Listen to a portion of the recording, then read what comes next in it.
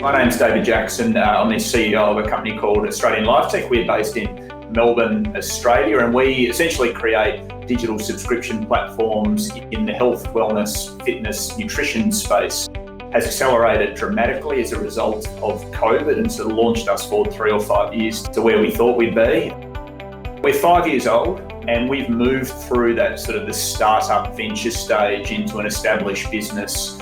We've made the right investments in terms of technology and people and infrastructure to put us really well positioned for growth going forward.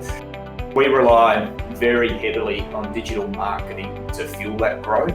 It's brought an acceleration of competition as well, so we just need to make sure we're thinking ahead of the curve and we have partners that are also thinking ahead of the curve.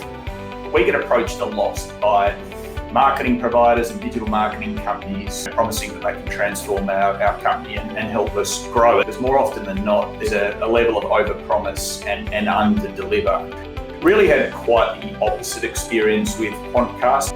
We were introduced to Quantcast, sat down with them, and immediately we could feel that it was a different sort of conversation. It was certainly a strategic conversation. It was one that was grounded in data and insight, and we really co-created a pilot that we both believed in and built from there. It wasn't Quantcast doing something to us, it was us doing something with Quantcast.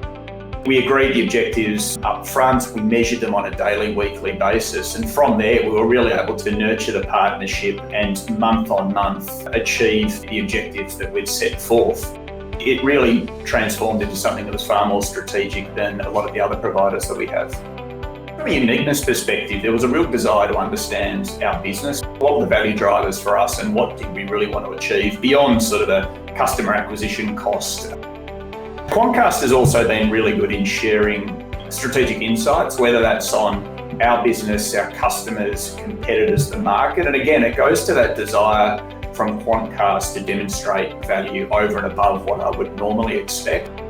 3 or so years ago, probably 80 or 90% of our digital marketing spend was with Facebook and Instagram. Now that sits below 50%. We are very much focused on building communities that sit around our business to ensure that, as I said before, we have a direct relationship and it helps future-proof us and reduce reliance on some of the big players. Wonderful dynamic we have with Quantcast when month on month we're spending more money and our customer acquisition costs are either maintaining or sitting well below what our KPIs are.